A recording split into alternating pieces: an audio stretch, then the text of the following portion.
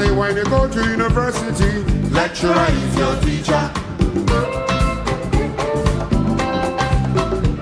When you go to work, government is your teacher.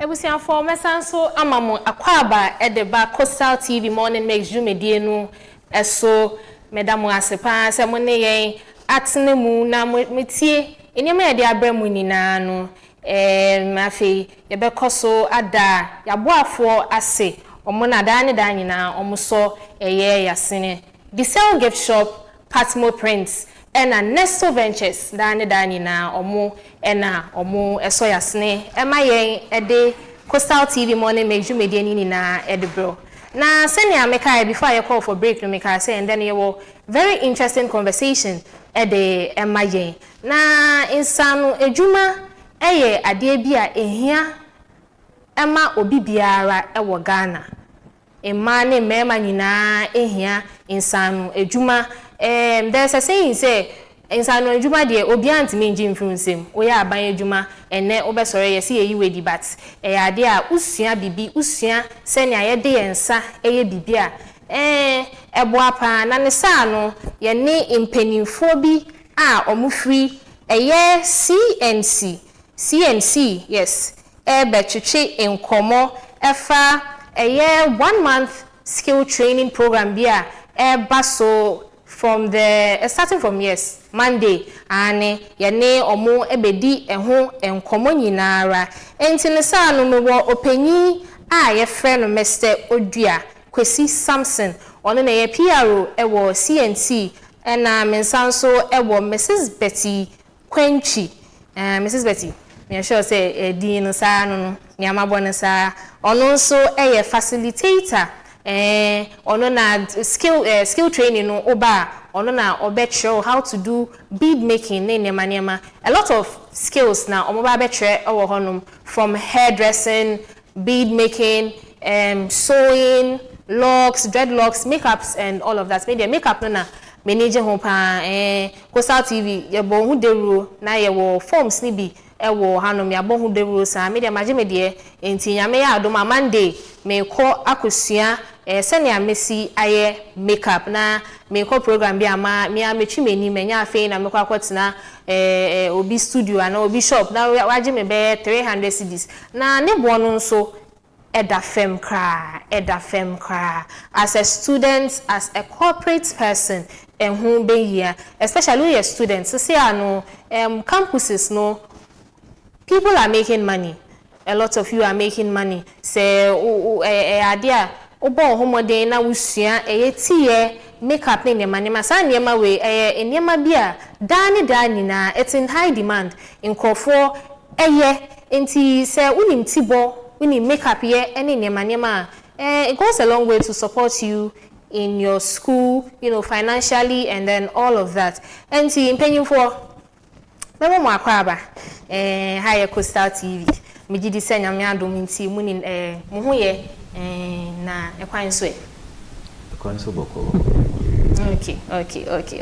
Enti ye shasia na me shasia mfi Mrs. Kwantwi ehono. Mrs. Kwantwi. Mama. We are bead making facilitator. Say me ba, what should I expect? Okay. So ba. Enye nyama bebre ne yehwehwe fi wo. Okay. De yehwehwe fi wo ani say obepe obewodo ka say obeba bisia. Na yenso obeba betu ya yebeche wade ne bi ya kun nyina. Na ya chewa ma wehu na wehu ne ye.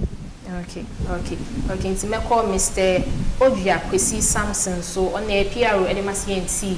Mr. Samson, let's say the outline no ebemaye Carlo Paribia marketable skill training. What is it? How did it come about? Mr. Sobemaye who she history no ekakra. Yo Ozikan maka fancy ewa. Nse mezinchia fi CNC and director the management. Is a bra coastal TV na hon etefo ina and pay say ya ka Christiana Carl Oparibia marketable skills training na oboboaze be infidu yin na 2026 na ye celebrate his 10th anniversary na okayende ye hu de mbebun na mbrentia fa won na pransa ma sabi school ne wanko wokresa wenwie ibinim so wie ya ebia awofo ne ntuma so hondo nse nensonso adon na se suansa no dwuma oboboa na yeze hyase ya in fact ye training crofo bebre nse 10th anniversary ye tutosre igwamani na the wombo mozna na nkankan hen nketesia na mbrentia no obia mbra na at least one skill mpo ne bosua. I'm sure it can take you somewhere.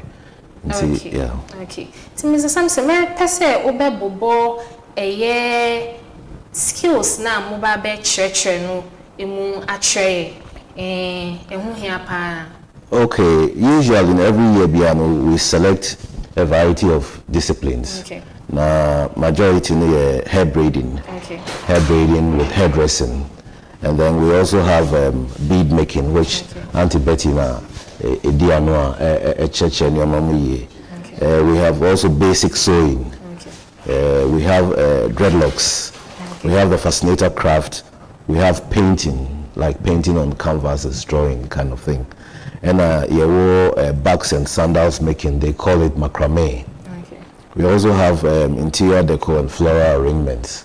So be a wedding, ube CCA venue ho ana ube shishe car no ho sa money na deco no so and also ka ho. We have photography and batik tie and dye. Until these are the areas ube biara ube pese. The most important thing is that you cannot do 3 programs at a go. Okay. You can do either 1 or 2. Why? Because it's intensive. Ntinka ufa to anopano between 9 and 12 you do 1 and then there's a 1 hour break and from 1 to 4 so you can do another discipline. Now we here yashishan in such a way say it is affordable. Just come and pay for the registration and then we will take you through all the other facets of the training. It is a program by Utia 150 for the registration processes. Ube 2 programs are Ube 250 instead of 300. Nti ya tiso kakra ho. Okay. And dreadlocks mo it's a standalone and we have 500 CDs. Now sa registration processes in basically the whole program is free. But I said wako school teacher bema assignment whilst ube suya wade towards exams ebia project work be so definitely wabana usia the teacher wade no also say unya wankasa your materials are also bear practicals. And then when you go home and there's a home worker, well, be to me, and then you'll be working also on your project. Because at the end of the intensive 1 month, OBIA will display your works, whatever you've been able to achieve for people, the media, everybody, sponsors to come on board and appreciate what we've imparted and what you have also gained. Okay. So that is about it. Okay. Inti meba Auntie Betty so na program no akwenya da ho ema obia timi bebia na what specific people am pese omumom na omobe sa training yi. Me da say any specific people obia betimi ababi. Suppose you say one kasa okondo so obisua de say yebesha yen coastal area hano adwuma sem ho ene ye mebu no mo heda empa disua papa nti ne ye de bebo ade nti obi bia fiti akwala wanya be 8 years 7 years 8 years up to penny bia and found age difference. Okay. Sabi I here yenyanum bi so ha na sabi adwini yeduma but e bia wezi dam kakra ojenja kwan ho wo sesraze naze nti dam nkrofi na yenso yetuto asrede awa ebotum sponsor bin fanabra na ho mpozi e kire na o free na ho nso nsia bibia nsane dwuma bia wotena ho a obotum wonya bibi waye na we fika kwa ho ana we ko wiase ana wasraze nti Auntie Betty, my mensan emba also. We facilitator for bead making. Na se mi obi amenije ho pese mi besua me ba mi hia niema bi e de aba na se me ba mo be ma me bibia. Okay. Sir, question we. Uba me fashion ba. Okay. Mia me wo materials am be as a facilitator. Ne mom said dey Mr. ODUAH kan ahye no. Se wo be ye assignment and so say uba fear. There will be a need to say obey one kasa obey practice because it's a craft no. Time to time na we say we practice so that we crown kofi e be ka won sa na aka wa adwumunti. Wa we beto onyo makakra. Say ba me sa e wa wo dia wo fi. Eno no enye institution na o che wa de nyesi fo e na wo de be maye. But say wo ba dia say we besua de ne dia. Na fa bibia ma fa won sa ene wa adwen ni pedua pebra. Na wo ba ye be chewa ma we hu de wo se wo bia. Sa pepe senia Auntie Betty aka no se fa wonsa oni pedua ene wadwen ebra yani ne besua once a wetua osika ne de oba ye be ma obibiara. Okay, Mr. Sampson, remember the structure of the program now. Training, how long will it take? Ebesha said that been from when to when? Okay, usually every year biano it's 4 weeks intensive. Na ye do be biane bia the 1 week be ato so for them to prepare how the graduation processes will be. Until starting Monday, which is 27th of July. Na ye 21st of August 2026 year. Nina so ye CNC wa. Na kakra na pese wono nka fanti na me free.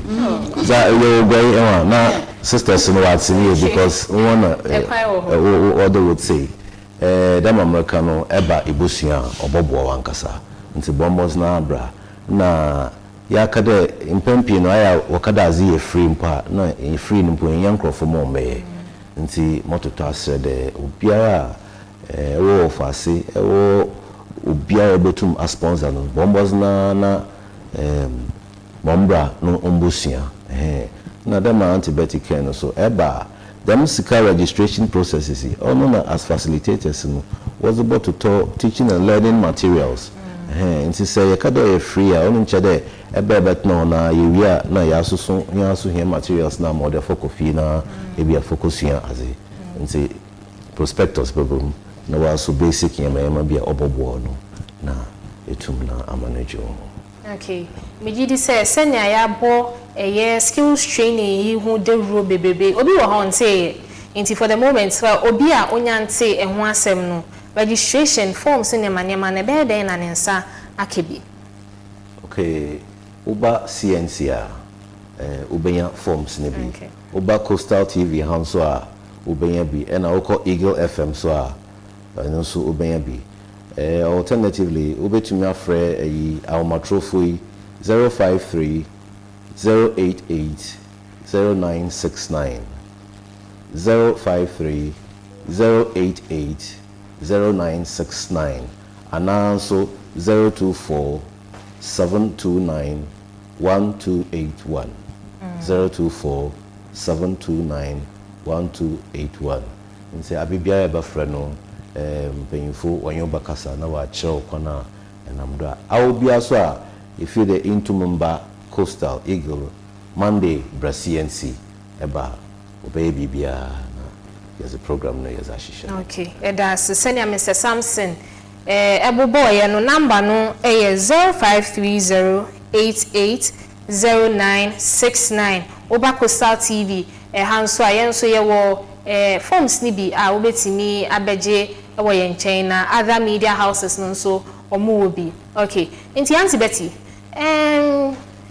for obia at the moment onim skill kra ombesua onim skill kra ombesua na also o beading section no be pesa o convince obia o share dinti a membesua bead making membesua dey ayeden enti dinti yes ba na besua bead making and announce say any other discipline say onim baby adachi obe kwa kopi. You don't know where as time goes on you find yourself at there will be a need na say no aduma de obi to me nje mfi wonsem wow dear you own it inti some of your students ni bi akopipi amanone obi wo hokra na onim say aduma no de me beba obekwa akopie ho no na when you say otototo hu de wonye so wo bead making skill na ebe bo wo kwanya bebre ama wanya bibi aye ma wato na wanya scanner daach bi no wo de ahwe wo ne wabusia. Okay, so na Auntie Betty kan no CNC for any ache omo share videos bi amaye beneficials for omo benefit efin bebre na wa ama no ne ene niema enti se team no ready a MTL for ready a omo be mesese omo bebo amaye. Okay, enti Mr. Samson, let's come to the issue of transportation. Obi wo ha sika no ebi kra obi na air sponsor no amanaba obe ka se oni sika de fa ka ba ne niema mo hyehyɛ kakra bi efa that area for nkrofo a ebi a transportation niema issue ema omo makande transportation ze onka hien enhyehyɛ ho. Okay, wankasa aye krado de epede esua edwuma mbozun bo a odezi hyem bia no ebe menyime binum a onumpo nyansa no edwuma no ko UCC bibia wotete no oyeze no so anapa bia ebo do wonam kwan ho obananso wa ko campus wa kashawa wa esua wa za imbre na wa ba nti se wankasa aye ready na epede esua bibi mo ho a bombozun mkandama mbibi wa abasem ko na mfi biza wa abasem ko no ono yenya mpanyimfo bi mo so hiamfia hona wozo homba ebe program nya wo hwe ka ma hona anapa obokwa ka fa hona fifie na wozo hona aba opono so a ka no abafa hona ono mpo driver no okagina ho a sometimes chese hiahia mo bi na ya sanso ya akọ kapacho de wombra ombosu yaze nti them attitude na messy makandro fuma there should be a big attitudinal change. Okay. People should be forceful epede inyansa adwuma sabe nyede nkanka yen ketesie enyimbre na bia address na the bag asan kwem na bia sekwesi fro ana yibi weekend bi na yibi bana sabe inyobi mo fro no yon kada na chede the whole week na bia was case basis there be on yaza papa na wiaza ye hu yeraba na ze bebre aba nso de ye boy hu ban na esua damazi wankasa akomet wo hu ahwe wen fifiri announce abebosua no mpo na remember it will be inscribed in your heart and mind area we are a more certificate or the proficiency certificate or the aba CNC ebosua nsan adwuma nsi women say na enhye nso. Okay, senior Eja Samson akano sa pepepe Enti MCR mesere say obebo video si amaye na ya hwefo nyina etimi ehu enema pass CNC enam ka Oparibia marketable skills training program no so how they are impacting lives, teaching people the necessary skills ebema our livelihoods are very simple, meaningful. Yes.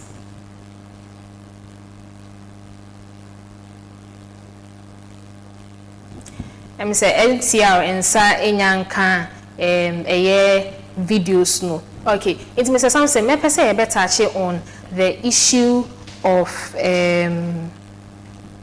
skills development.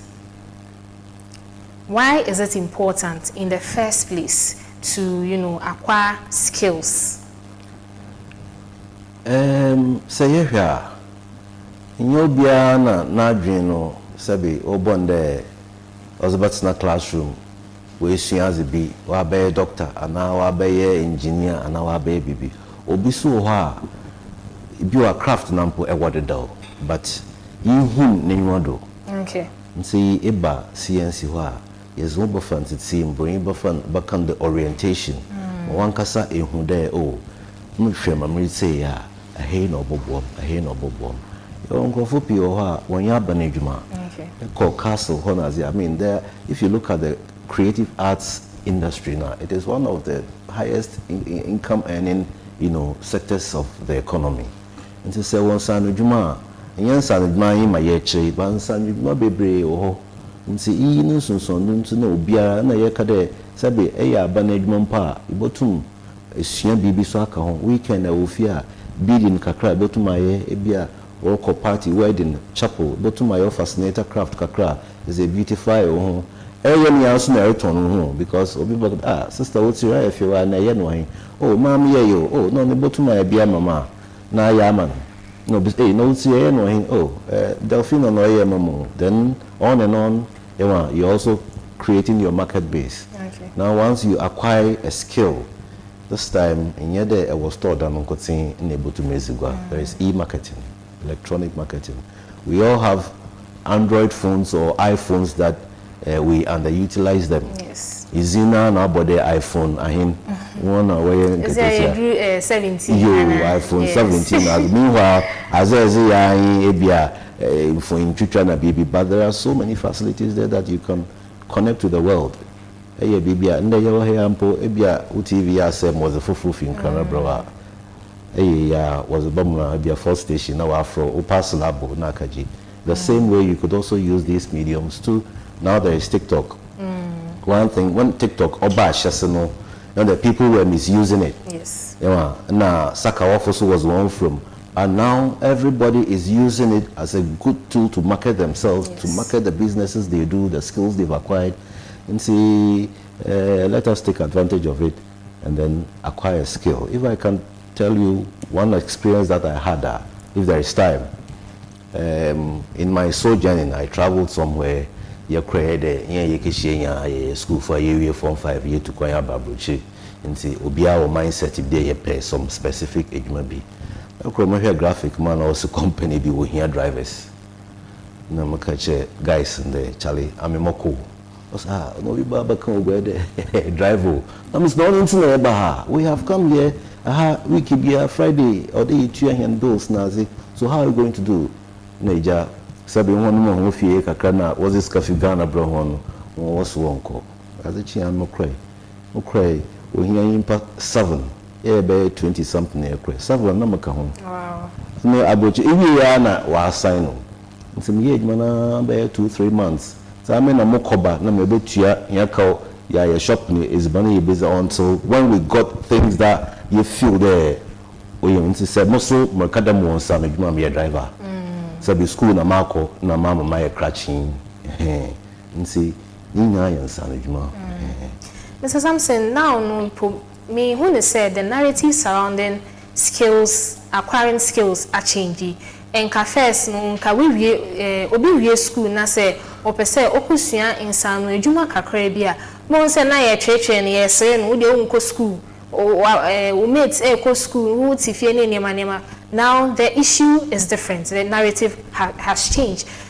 People, even graduates, students, they want to acquire the skills.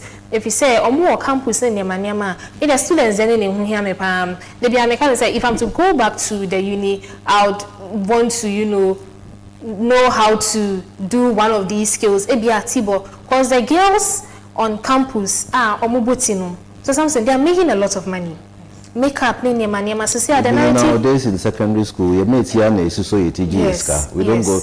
Barbering salons were even not in existence. Yes, Auntie Betty, concerning the narrative changing, so see, in Crawford, epese or more issuance and rejuma, comparing the enthusiasm now and then before, has there been any changes? Yes, very fast. And I was our perception. They say, obedience and rejuma, now I say, or you drop out, and I say, or you. When you catch me, and I catch for nation, the Asians and Jumapa. See a beshe, Henaka say a beshe around that. And then, who be to me see that pie of a craft person. Yes. And you'll be our course school.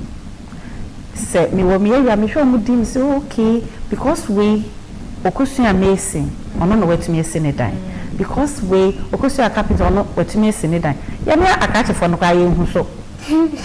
So, Obia fan to Nadim, I can't even so. Or my Monsieur Jumano, they are doing very well. To me, the narrative Nasa, 80 mechanics are 80 near sections. Yeah, afternoon, near morning. Yeah, morning, near afternoon. Even near corporate worker. It's me aba. Very flexible. Very, very. And any facilitators near ready say, baby, I'll we do who should be, we will help. You require after the training, we are all workers. Yeah, that's why you was CNC. Anytime we have a problem, we will still be with you. We are supported. Now when they was a won't be. Okay, and see, Auntie Betty, what I aware say, program na 1 month now. We bet me abano anopani enyumena. Is it every day? And I said there are days training is expected to go on. Okay, because a whole government institution we go like normal working time from Friday to Monday. If only holiday be anima 4 weeks in the very intensive from every day. Oh, Monday to Friday. The only weekends na but na also training also the agenda home now practical because we'll be giving them assignments. Now why assignment to fee Monday then you start for the 4 weeks. Ebusia for umpewe na upede for good 1 month na and then kono se unko madam bi ho se ukosua insano ejuma the least you get is 1,000 cedis o but CNC the skills training way brain for just bako person usua one skill 150 cedis wait me is 2 but for anniversary mudi this year ninti o mate so amai upese wudi upese usua 2 skills ubetua 250 cedis instead of 300 cedis. Okay, now I want us to hit on the issue of Mr. Sampson. You made mention of social media being a great tool to market yourself now. So say on TikTok, bibi kakre bi uye bibi na opostia ube in no time. Now when you a lot of views, a lot of interactions in your manema. Inti say utimi bo homoden na ubesua insano ejuma we ya utimi market ho social media free of charge so long as you are going to be consistent. Bia we posti bia we posti then you get the customers and everything. Now Mr. Samson meaning say a fashion so program ninya ende ya na a fashion. Okay, do you guys have opportunities for Nkofua Ombet participating after the program? Okay. Definitely. Let me take it from there. Okay. Because of a fashion. Okay. And nothing you ended before fashion. You can say at the end of the program now, our students will have more assignments. I be exhibit. Okay. During a fashion, a week to a fashion I need a program. There will be an expo. Okay. And you be edgy students meaning I say product ye nyina e betumi exhibit during expo no so that they will sell them and get their money. Okay. So you support them was our plan. Okay. To add to what Auntie afibia mpo ye wia obenwu say senior afashe abebomi girls no more picture tent ashisha one corner. Oh, now the expo is also running alongside afashe, so it's going to be even bigger. Yeyi and not Tunchanya. When you look at KEPCOS, we have KEPCOS Technical University, we have UCC, they do matriculations, they do graduation ceremonies, and people from outside Mpona Wobana over pitch camp to do business. And these are all avenues that we have stakeholders that we work in collaboration with. And so we also give them these platforms. Insofar as we've trained you in CNC Nampono, core mandate now, these are the areas, it's part of our core mandate. So we also give you the platforms. When I be always here as sauna simple outside of the training, sometimes when there are programs outside of the country, we bring them on board as affiliate members, and then we give them all these opportunities. And say, as for the market base, I'm sure it is there. The most important thing is awankasa yimpano wo ahokaka ezebeshim na esuama wabo. Okay. That's papa. Mr. Sampson, me per se, me say, can say question you by I say, me question no. Okay. Before I be videos, no message say more assembia, more be catcher, ya shefo, almost share Coastal TV, and some more message be at the more message say more be ma omonsa aka. Also, Cape Coast Youth Development Authority, Mr. Opain Kolatha Odamwano, wabo hen papa ana wabo gwe nambebun osande afibiano was in Yimpaba. Ma ubosia your Ogwaman focus group. Okay. One so Auntie Marian Baba Grant Wilberforce on Ozumbano. One so was the Domba. Wo Igwaim Penyufu, it's to be a once wobo wokao. Auntie Yaneba of TW Radio, social welfare, and also Yadana Papa, because over the years she's been instrumental in, you know, organizing the girls or showing crime or build one confidence. Ma so tum obusia ejuma obobo. Okay. Our media partners, especially Coastal TV, Eagle FM, Ghanaian News Agency, and all our other collaborators in Yadawonase, CNC Dawonase. Mfidui na wabo hena ma programming we bodu day. Nsi wonkoda na wonso hiasnum. Na opain kra Yazenda sa onyi kabia yazema no so opain Dr. James Kondia Olins Lindsay, Oye Chief Executive Officer of JL Properties and the First Chancellor of the Cape Coast Technical University. He's been so instrumental in helping us over the years. And yebo yankoponem pede omanu kwatsensen na hozen na omomos na de obwogweman dama oye ya benfa obwogwaman through other means also yamisha honpi. This year, 10th anniversary, I wish him there when you are obey but a walk, was some sort of bohem ma, why I can see my iguaso or father and pay for. Okay, and the best also the over my last words. The back of a home, Mrs. Good. I born home more than 10 years in a baby, and a nan and num. You can't say, near that or BBS, say. Abini bibiano yatu yansa frɛ wo ma omode odobe bodo ma yedi dwumadie no kɔhyehyɛ so a yedi kɔ na wiye yeda masepa. Okay, ebusuafo but anti before a baby message so be say sisi courses no so na ya hwefo omo akai ne da nyina. Ya kan sa ye chwe manka I feel no na ye change your 10 because ye 10th anniversary nti ye change your 11 nti ye the tie and die become of late day when say tie and die 10 of yes and mebuna trend pa nti ye dey no so become for the 10th anniversary nti ye tie and die ye hair braiding ye macrame, that is sandals and bag making ye hair braiding ye makeup ye bead making yeah, fascinator and other crafts. Yeah, still painting. That is painting wall canvases so and painting as painting the wall. Okay. Yeah, photography. So the photographers, you want me to make a mobile expert from UCC or the mobile. See, you can say, Emma, me do ever come. A 10th anniversary, a friend, a minimbano.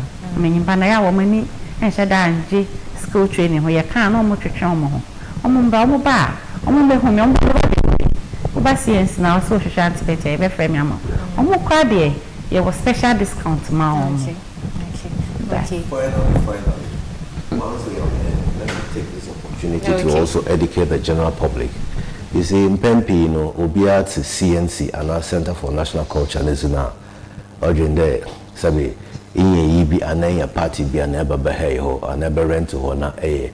Madam Scanner was some son was 8 years ago. There be unto them cry CNC, ye Banajuma, Ghana, her region be a CNC or district be a CNC or today other governmental organizations. We also have our core mandate. We have your Bible or Chen Hedman Messia Mode. We have Ghana's cultural policy now sample. It has been reviewed and launched by the president.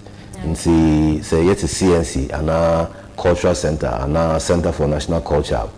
When you be a young age, maybe a ho na yazuma high good thing there be space news or ho and see or internally generated income. So be here be why or ha never rent to her. You just scan yazuka banum and see yan shaying so the CNC or ya banejuma. We also work in collaboration with other stakeholders like the Ghana Education Service, the Department of Social Welfare and Community Development, and other agencies. And see, That's Papa, Mr. Samson, and Auntie Betty, that must say, and Mutimi Bekai, who now this very insightful package. The brains and Auntie Betty kind, yes, in Benimbano, and Memano. Montamba or special package at the mamu. Intimate say, mube muntu mika mube forms nibi na mube register and sanu juma de. Our certificates, mube certificates and juma pi now koya ya request for certificates and CNC ebema and also I am very much available. In the ebusian for ha ena yede yen komodie eni na ebesi na ansana yebekono me pese me bobo niema so kakra enti the K.WESI marketable skills training program started from next week 1 month practical very intensive skills 27th to 21st August, until 27th of July to the 21st of August, 1 month, yes. Ultimately, 2 courses. Open say a course back 150 CDs. Open say we 2 instead of 300 CDs no. The mawe to 4 ball, which is 250 CDs. Open me abano anopa any enumerate. We corporate person. Upo ejuma open me ako enumerate. No student so open me aye enumerate. No na say also uwo fie. Uwa niema kakre bi ya anopa de no utimi ba enumerate de no so utimi ba enti ye besre okay ye besre say ubenya mre na waba training programs niema na skills training na ebekoso no courses nimbi na me ba bebo so no hair braiding, bead making, basic sewing, dreadlocks no meni je ho pa o miti egusi enya dreadlocks ya de bia da chi bia no pese me lock miti inti meye inti monso monba na monbesua yes ya be share facilitator making, drawing and painting, facial makeup bags and sandals making, decoration and floral arts, photography, tie and dye, and batik. Registration is still going on. Utimi eba coastal TV or forms ni bi we ya so ha utimi ba ha ye be ma registration forms ni bi usan utimi eko CNC and other media houses na ewo Cape Coast hanom no and as we me afre these numbers to 05308800969 05308800969 and answer 024-729-1281 and sa pepenti ebusiafo eha na ye de eye CNC inkomodie ni na ebetwa CN Monday yesrem obi ambra na ya we so kan ho ana chop there be o nti o ba na wabo ho kakra na ya ebansa na we invite nkrofo a ombeton induane kakra we affordable tebia no power okokoni kosi na bufro tv there ubenya. There are other eateries around very affordable if you say come there to me at BB. Bouncer, you can also package some lunch beer na shower so yes sir, empesa komedo sir obi di na onya again da ho na utumi di share. Okay enti sa pepepe ye beda ya boafo ase Patmo Prints, the Sell Gifts, and Nesto Ventures. Mesanso eda mi team ase AJ meneno ena it was MCR Hanum onona ejami audios me visuals me nyama nyina on the brand bright and so age na camera nechi na ye team a omo so akodi baby a omo di juma afiba Mr. Omar ene Ben ya chiacha muni na mesanso ada CNC mpenifoi ase se omo make time ene abedi enne ye nkomo no da se papa ase that oh me be manager Mr. Della Eden yes me ono na ebeka me ho ene me ye newspaper review no na lastly meda ye CEO Mrs. Nyomi ono nso ase nti abusianfo eha ena ye de enkomo no esi. Do have a lovely day. Enjoy the rest of your day. Bye bye.